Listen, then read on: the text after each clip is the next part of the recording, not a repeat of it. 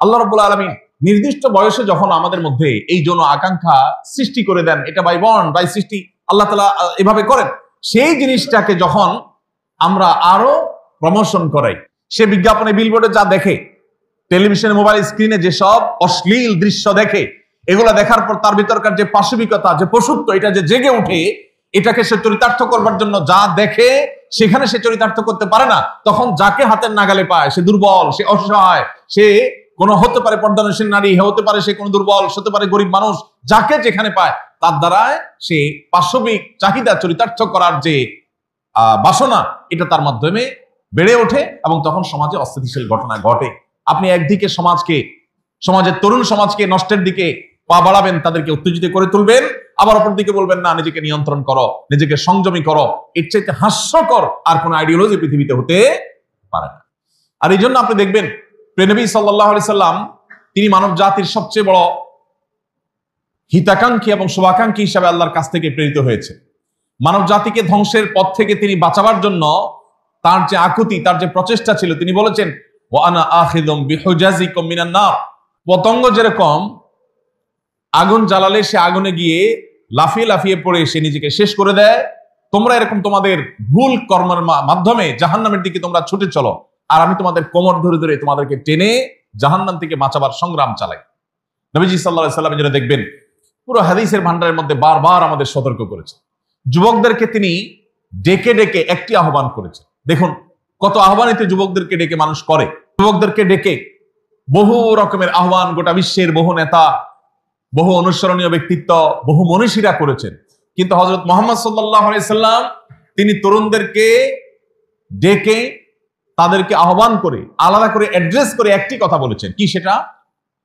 তিনি বলেছেন ইয়া মা'শারাশ শাবাব, ওহে তরুণ যুবক সম্প্রদায়, মান ইসতাতা'a মিনকুমুল বাআতা ফালইয়াতাযাওয়াজ, তোমাদের কারোর বিবাহ করবার সঙ্গতি সামর্থ্য আসলে আর বিলম্ব করবে না, দ্রুততার সাথে বিবাহ করে ফেলবে। কেন? ওই যে চরিত্রকে হেফাজত করবার জন্য। তিনি এক হাদিসে বলেছেন ফা ইন্নাহু আগাদ্দু লিল বাসার ওয়া আহসানু লিল ফারাজ, তুমি তোমার চরিত্রকে যদি হেফাজত করতে চাও, তোমার দৃষ্টিকে যদি তুমি অবনত এবং সংযত করতে চাও, চোখ দিয়ে যে গুনাহ জেনা করা হয় সেটা থেকে যদি বাঁচতে চাও, তাহলে তোমাকে বিবাহের পথে পা বাড়াতে হবে। আর যদি তোমাদের কারোর বিবাহ করবার সামর্থ্য না থাকে, অমাল্লাম ইয়াস্তাতি', যার বিবাহ করার সামর্থ্য নাই, ফা আলাইহি বিস-সাওম, সে যেন সিয়াম সাধনা করে, নফল রোজা রাখে। কেন? ফা ইন্নাহু লাহু বিজা, নফল রোজার মধ্য দিয়ে আত্মনিয়ন্ত্রণ করার ট্রেনিং সে পাবে, নিজেকে গুনাহ থেকে বাঁচাতে পারবে। নবী সাল্লাল্লাহু আলাইহি সাল্লাম যুবকদেরকে আহ্বান করেছে। ভাইরা আমার, আমাদের সমাজে আজ আপনি যেদিকে তাকাবেন দেখবেন বিবাহ কঠিন হয়ে গেছে, জেনা বা ব্যভিচার সহজ হয়ে গেছে। বাপের কাছে যদি ছেলে কোনোভাবে জানান দেয় যে আমার বয়স হয়েছে, আমি বিবাহ করতে চাই, তাহলে বাপ মার মাথায় রক্ত উঠে যায়। বলে কি ছেলে বেয়াদব নাকি? একই বাপ মা ছেলের যত অবৈধ সম্পর্ক আছে, হারাম রিলেশন আছে, বিভিন্ন হারাম সঙ্গীদের সাথে উঠা বসা আছে, সেগুলো দেখার পর বলে এই বয়সে একটু আধটু করে। একজন অভিভাবক যখন দায়িত্বজ্ঞানহীন আচরণ করে, তখন তার সন্তান তার অজান্তেই ধ্বংসের দিকে পা বাড়িয়ে ফেলে। এরপর যখন ধ্বংস ডেকে আনে, তারপরে এবার হুজুরের কাছে তাবিজের জন্য আসে যে হুজুর, ছেলেটা তো আমার অমুকের হাত ধরে ভেঙে গেছে, মেয়েটা তো পলায় গেছে, এখন কোনো কিছু পরে ফুটু দেন, যান চলে আস। কিন্তু যাওয়ার পথ নিজেই খুলে দিয়েছে। ভাইরা আমার, নবী করিম সাল্লাল্লাহু আলাইহি সাল্লাম আমাদেরকে আমাদের যৌবনকে নিয়ন্ত্রণ করার ট্রেনিং দিয়েছে। একটা কথা এর আগে আপনাদের সাথে বিভিন্ন সময় আমরা শেয়ার করেছি। ডক্টর খন্দকার আব্দুল্লাহ জাহাঙ্গীর রাহিমাহুল্লাহ ইসলামী বিশ্ববিদ্যালয় কুষ্টিয়ার প্রফেসর ছিলেন। তিনি বলতেন যে জিনিসটি প্রমোটেড বাই আল্লাহ সুবহানাহু ওয়া তাআলা, সেটাকে নতুন করে প্রমোশন করতে হয় না, সেটাকে কন্ট্রোল করতে হয়। কারণ প্রমোটেড জিনিসকে যদি আবারও আপনি প্রমোশন করেন, তাহলে দুর্ঘটনা নিশ্চিত।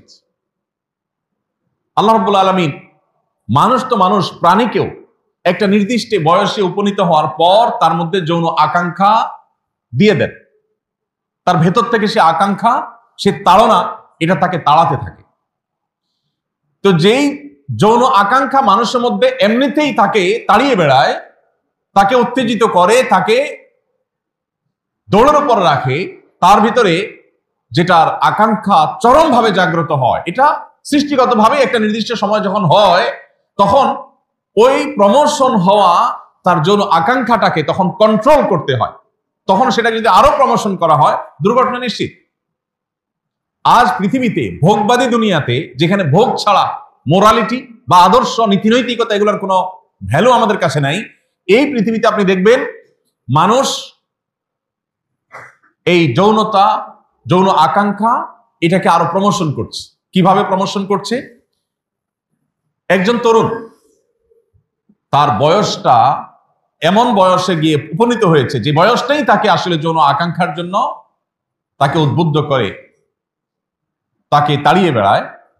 সেই বয়সে এসে যদি তাকে এমন এডুকেশন দেন, এমন শিক্ষা সিস্টেম দেন, এমন তাকে যদি ক্যাম্পাস দেন, যেই ক্যাম্পাসে নারী পুরুষ সবাই সমান্তরাল ভাবে মিলেমিশে, মেয়েদের যদি আপনি সংক্ষিপ্ত পোশাক আশাকে স্বল্প বসনা যদি তাদের সমাজে বেপর্দার সাথে উঠা বসার সুযোগ দেন, আপনি যদি বিজ্ঞাপনের নামে বিলবোর্ডে এমন সব ছবি দেখান যে ছবিটা তার ভেতরকার আকাঙ্ক্ষাকে আরো বেশি জাগিয়ে তোলে, আপনি যদি নাটক, সিনেমা, নোবেল উপন্যাসের মাধ্যমে তার সেই আকাঙ্ক্ষাকে যদি আরো প্রকট করে তুলেন, তাহলে যেটা আগে থেকেই প্রমোটেড, যেটাতে আগেই গতি আছে, তাকে যদি আবারও গতি দিয়ে ধাক্কা দেন, তাহলে অ্যাক্সিডেন্ট নিশ্চিত।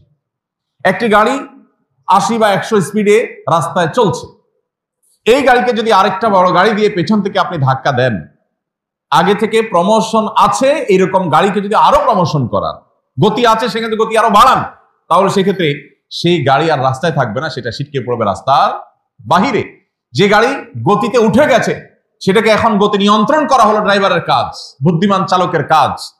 আল্লাহ রাব্বুল আলামিন নির্দিষ্ট বয়সে যখন আমাদের মধ্যে এই যৌন আকাঙ্ক্ষা সৃষ্টি করে দেন, এটা বাই বর্ন, বাই সৃষ্টি, আল্লাহ তাআলা এভাবে করেন, সেই জিনিসটাকে যখন আমরা আরো প্রমোশন করাই নানা নামে, আরো যখন যুবকদেরকে তাদের এই আকাঙ্ক্ষাকে বেশি জাগিয়ে তোলা হয়, আরো প্রকট করা হয়, তখন সেই যুবক বৈধ পথে যখন তার সে চাহিদা পূরণ করতে পারে না, তখনই তার দ্বারায় পাশবিক নির্যাতনের ঘটনা ঘটে।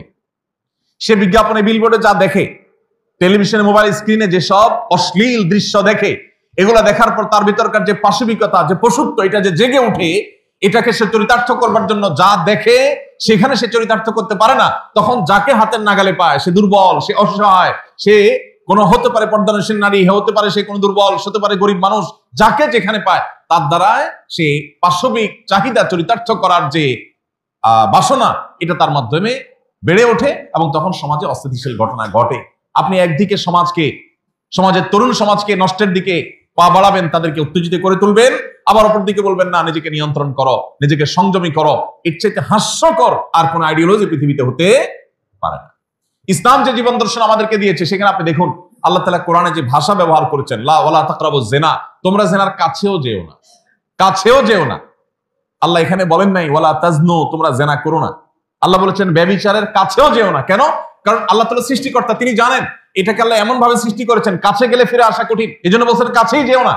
আপনি প্রথমে শুরু করবেন হাই হ্যালো দিয়া, প্রথমে চোখ দিয়ে দেখবেন, এরপর আপনি কতটা নিচে নামবেন, আপনি কোন ধ্বংসের পথে চলে যাবেন, আপনি সেটা টেরও পাবেন না। আল্লাহ তাআলা আমাদের তরুণদেরকে তাদের চরিত্রকে হেফাজত করবার তৌফিক দান করুন।